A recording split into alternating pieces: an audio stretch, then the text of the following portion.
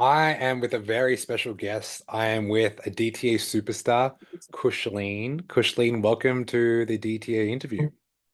Thank you so much, Patrick. Thank you for inviting me and giving me this opportunity to say my words out. And then, yes, thank you so much. Of course. I was telling you just before this call started that I stumbled across your Instagram, and not only you have a big following, but even your YouTube channel, like you're talking from a place of like courage and from a place of like leadership and from a place of like vulnerability. And I think you have a very fascinating story. So not only do I want to use this interview to inspire all the other clients we have in the program, but also inspire the people just like who you were in your position last year. So, without further ado, can you share with everyone listening to this call and listening to this on the replay, like where you're from, who you are, and like what do you do for work? So, I'm originally from India, Punjab, the land of fighters and saints. And I came to Canada in 2019 as a student of ECE. So, I'm basically an early childhood educator. And I just recently got promoted to program supervisor. And right now, I'm working in as a program supervisor. And another thing that I'm also engaged in is pageantry. And right now, I'm running for a Miss Personality Canada pageant. And those are some exciting things happening right now about my life. However, I'm also passionate about modeling, dancing. Those are the things that make me really, really happy. Mm.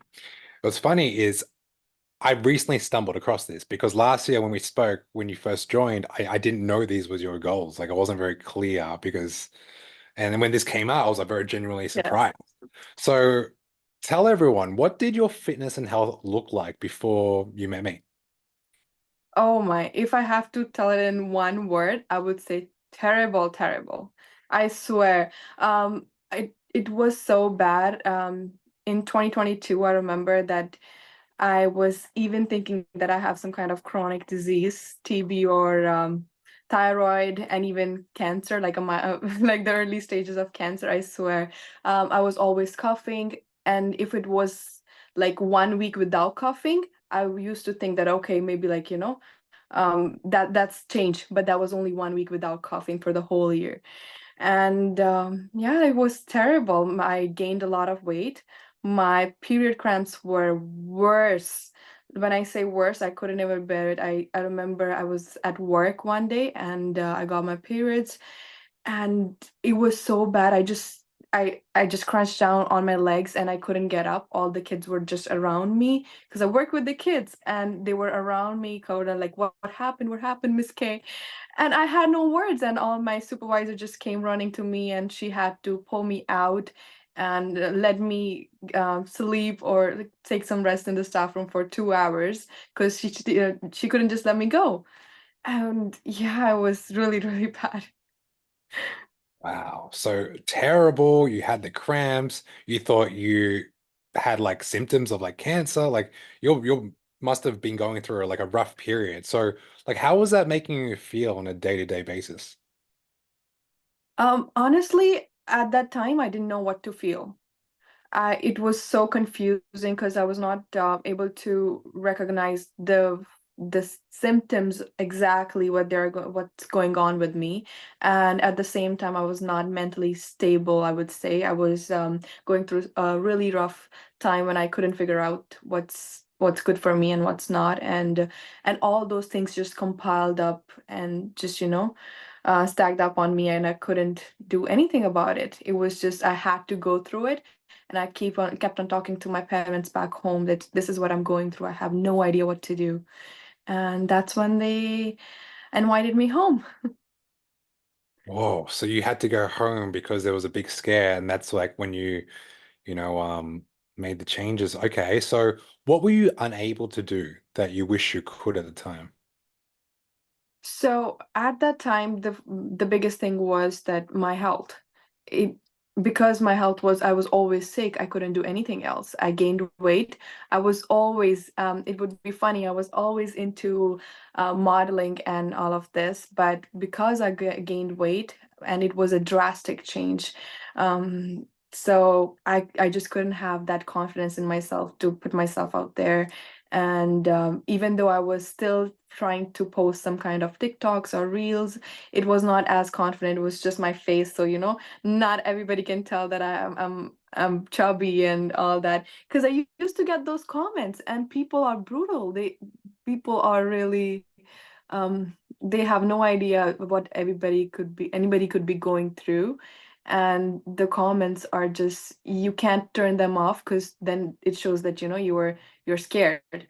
But you can't just keep on reading them, because they're really, really harsh, and Brutal. that's just heartbreaking. And it just ended up always crying, that like I used to show my friends, like, look at this, this is gonna he's commenting this, and I didn't know what to do. I can relate. When me and Joe went viral on the internet, Joe was playing a character of like a newbie. I don't know what I'm doing in the gym. She's actually very smart. And there was a few videos that we put out where like, why does she sound like a 10-year-old little brat? Why is her voice like that? I hate her voice. And Joe used to like read the comments of my Instagram, and she would just be like, she's a fighter. Like she gets angry. Like she doesn't like back down. So she's commenting in there like, hey, that's my voice. I can't change myself. But I could see her it negatively affect her because I'm living with her. And I just said, fuck, like we can either do two things. We can focus on what we do best, which is inspire, entertain, and educate, or we can let Yeah. these comments affect us. So we just kept riding the wave. What happened was 3 months later, I got a new character in the videos, and they're like, "Oh, where's Joe? We missed the other girl." So you can't please everyone. You can't Oh, make everyone happy, especially on the internet. You don't know. We call them keyboard warriors. Um, yes. what negative impact did that time have on others around you? Because like you're not feeling too good, you're pretty down mentally, physically, emotionally. Like, how did it impact other people around you? So overall, it was like a big challenge, not just for me, but also the people around me as well. Because since I've just lost my confidence, I didn't feel really confident in doing anything. However, I am an outgoing person. I love going outside and all that. But when I used to, it's really coming up from a vulnerable state. When I used to see my other friends looking good and all that, I used to get the feeling of, the jealousy that I am not looking that good. And that confidence, that lack of confidence always used to end up me feeling low, and even um, getting sick because of that, because I'm always stressed out that I'm not looking good. I'm not, and I'm really into like looking good, all of that. So when you are really desiring to have that personality that everybody should be saying that, oh, that's a beautiful girl and all that. But when you're not, it just completely changes everything around you, and even your friends, so they can also sense, because we are sending out vibrations, even though they don't speak, or like I didn't tell them that this is how I'm feeling. They catch our vibes, and that this is, I don't want to talk to that person, so they just pulled back. And we had no plans for a long, long time, and it was always wondering, and then even that made me sick, and then that was like, oh my God, why is that person not calling me? Or like, are they egoistic? Now I'm fat and they don't want to talk to me. It was it was a lot. It was very bad. And yeah, that's when so when I went back home, even at that time, it was a really big change for me, because my parents were shocked to see me in that shape. They didn't say it, but now when I talk about it and they see me now, they were like, when you came in, we didn't know that it was. And it was like, it's not that it's a bad thing, but it's really a big change that really affects your health. And as I said, that I got my tests done, all the medical tests done, and there was negative. All of them were negative, and there was no disease. I didn't have any chronic disease. I didn't have no cancer. And that turned out that after 3 weeks, for 3 weeks, I was not sick when I was home. So yeah, and that was a big change for me. And coming Wow. back here, yeah, just for 3 weeks, I was not sick for one whole year. And then my mom said to change my environment, because she got the sense that maybe I'm not in a good surroundings, or I'm not going get well with my people around me. So my mom encouraged me that it's just that how where I'm living right now and my circumstances are not okay. That's why I need to move from there. So basically, it's just not just the people that I was affecting, it was also in the circle I was in. So all those Mm, things come out to, give that result that you're not happy, you're not giving your 100% out there. mm. They do say the five closest people around you make up your habits, your thoughts, your actions, your Yes, values. So that's true. totally. Yes. Mm, okay. Now, what was the moment when you realized something needed to change? Like, because you went out and did that blood test, you went home to India to find out what's going on. Like, what was the like pivotal moment for you to make a change? I guess the push from my mom was enough for me to realize that, this is the high time. If I'm really not getting that sick at home, away from all that circle, I don't want to say like, away from all that circle, but it's the truth. Um, and that just completely changed me, and I realized the fact that it's also affecting my mental peace. I was way more happier, and I had more courage in myself after I talked to my mom and dad, and they just pushed me. And when I moved here to the new place, to Alberta, since it was new, I didn't know anybody. I just moved all by myself. So when I was driving from Ontario to Alberta, it was, I think, a 4-day drive alone. And that time I had so much time for myself, and I was thinking there was no music on the whole time. And that time I was able to actually process my life completely. Like, if I am saying completely, I even went back to my childhood. The moments I could remember, I like summarized it, all of them, and whatever happened in my life throughout. And I was able to go through all of those things in 4 days. And that just made me realize that, I don't have to go through all of this. If I decide that I'm gonna change my life, I'm gonna go for it, and there's nobody who's gonna like stop me right now. I'm going to a new place, new people, and only the people who I will let in my life will be coming in my life, and I'm not gonna talk to anybody else. I'm just gonna isolate myself. That was the plan, but I guess I'm not an isolated person. Yeah. That's very interesting. Okay. And obviously you made some changes and you did realize you're on the driver's seat of your own car and you are going to make the decision. So one of the decisions you made was to join me in the Dream Team Yes. Academy. So how did you find us and how did you hear about my community? Oh yes. So when I was on my goal of healing and getting everything done for myself, I joined the gym. But since I was working full time as well, and I had a lot of on my mind, and then I wanted to make big changes, a lot to do, reading books and all that. And working with kids is hard when you are tired of all that noise, and then you have to go to the gym. And I used to spend 3 hours because I had no idea what to do in the gym. And it was my first time. I used to play taekwondo first, but in the gym, it was my first time stepping what actually gym is.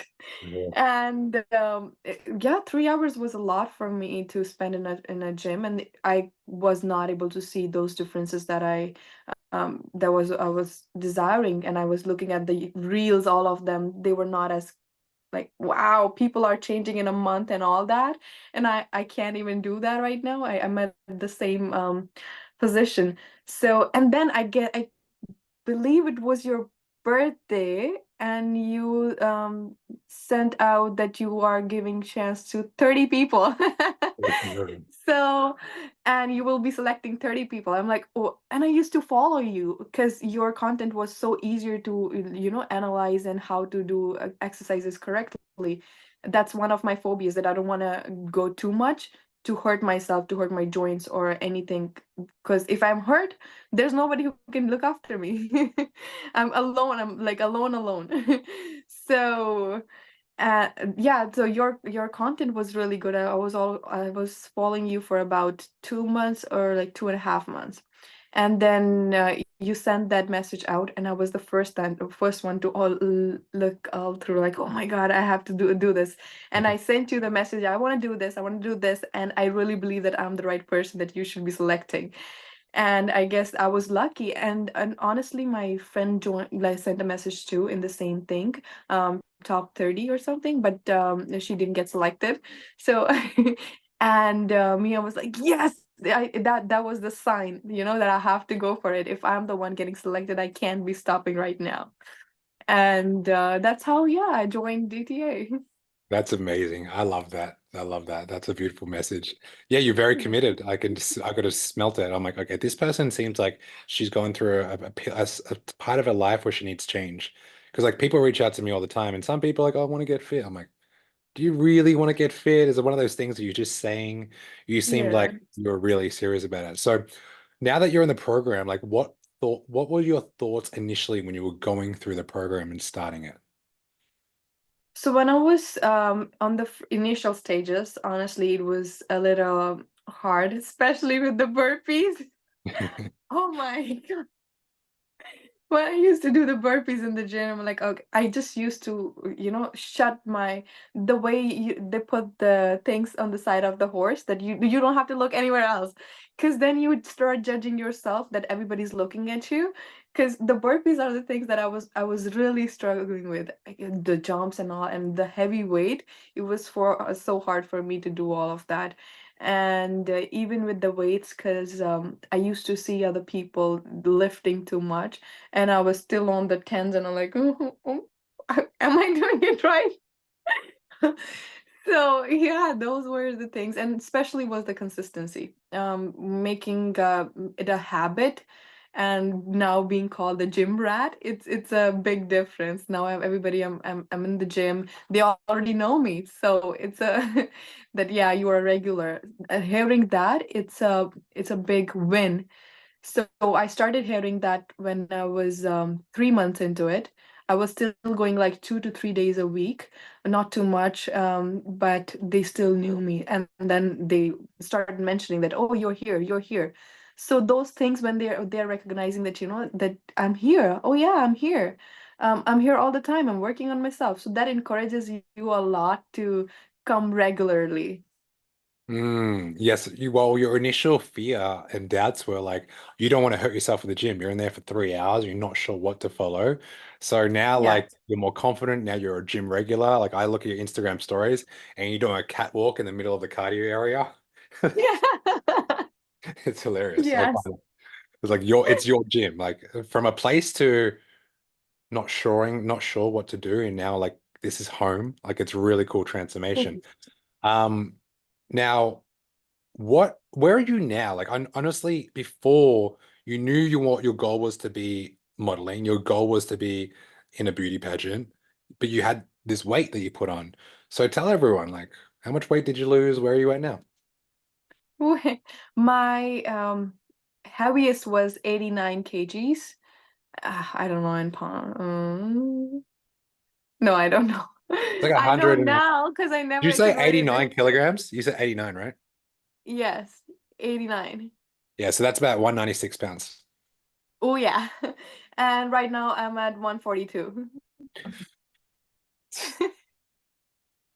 That's a lot. That's like 50 pounds, 54 pounds. Yeah, Mm. that's a lot. So that was a big change for me. And it feels more lighter, and now I can. And the first thing that I noticed was with my running. I recently, when I was switching with the running sessions every other day, I could actually run for 30 minutes straight without, like, getting my heartbeat raising up. It was just the sweat that was making me stop. That, okay, I'm sweating too much and it's irritating me, but I was not tired of running. So that was a big change, that I have that much stamina. I was shocked, and I never had it since being a child. Because as a child you can run as much as you want, but after that I don't remember I had that stamina at all. Mm. Yeah, it's not even about the weight because a lot of people can lose weight, but how you feel. Like, do you feel like an athlete? Do you feel active? Do you feel like your age? Or do you feel like, Yes. I look good, but I feel like I'm 50. So how does it make you feel that you lost over 50 pounds, almost 20 kilograms? You have a new body now. You're about to hit a catwalk on a beauty pageant that people are going to vote for you after listening to this. Like, how are you feeling right now? Oh, I feel great. Honestly, if I share this story, so this is just from this morning. Because I'm used to waking up at 5 in the morning to go to the gym now, and I just woke up at 4:15 out of nowhere, and I couldn't sleep, so I just still laid down in my bed, and I started crying. My and I was crying about that 9 year or 8 year old Khushleen who was, saying it one day that, oh, I'm gonna be Miss India, I'm gonna be Miss India, and all my uncles used to make fun of it. You're gonna, Miss Fisso. Fisso is like a word that you say that to, like no. So whenever they used to say, like, no, I'm gonna be Miss India, and I was crying so much, and I couldn't stop myself because that 9 year old girl would never imagine that I had gone through this much in life, and then still at the age of 23, I stick to that goal, and I'm fulfilling all my dreams. So that's something that's really inspiring to me myself, that if I'm really giving it out, it's somebody's getting it. The universe is really getting it. It's bringing it back to me. And the pageant was never planned, to be honest. Modeling was planned. Yes, I'm always like, on the hunt for modeling and everything. But pageant was something that just came to me, and then I recently realized that I used to say that out loud all the time, and that was so encouraging that, yeah, I can actually do a lot of things than what I imagined. So right now, there's no, I don't say no to anything. That's Mm, what I have learned in my life. So there is not even a single thing in my life I would say no to. So everything is whatever's coming my way, it's always a yes, yes, yes, yes, yes. mm. Whatever is gonna come. I don't know how I'm gonna figure out things, how I'm gonna go ahead with anything, but I what I know is that there's not going to be any no's. It's always going to be just a yes. Wow, that's powerful. So you mentioned before there were certain things that you couldn't do before that you can do now. I mean, you said like modeling wasn't even a possibility because you had all this weight. So now, fast forward a year and a half later, like what can you do now that you couldn't do before? First of all, it was my influencing. If I was analyzing what contents are going viral, they are completely on fitness. Shockingly, they are completely everything that's going viral is on my fitness. And the recent reel that went viral was my 11 million views from just me flexing my figure, my hourglass figure. So I guess the first thing I could do was like putting myself out there on the camera is something that I have changed about myself, and the confidence. And even though, like, some days we have that bloating, and some days we are just not feeling as well, and our skin is just not doing the best, but still I think my weight loss, or like the way I have changed myself, has brought that confidence to me that, it's okay. I still have that body, but if I'm bloated, that's okay. That's fine as well. It's just those one of those days. And another thing was, as I mentioned, my running. I could run now. I have a lot of stamina, and whenever I'm in with my friends right now, the energy I have, I am not out of energy until night. And I wake up in the morning, I'm just without caffeine, I'm running, I'm enjoying, and I'm excited. And I have all of those sparkles in my life that I can do it, I can do it. And yet my friends are like, okay, this is tiring. I can't do it anymore.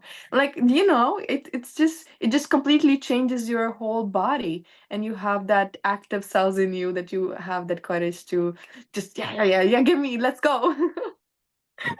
That's incredible. I love it. So what positive impact do you have on others now? I know before it was difficult because they were having a negative impact on you. So if we turn the tables now, you're a different Khushleen. You're an innovative Khushleen. You're an inspiring Khushleen. You're a yes, yes, yes Khushleen. So what positive impact do you have on others now?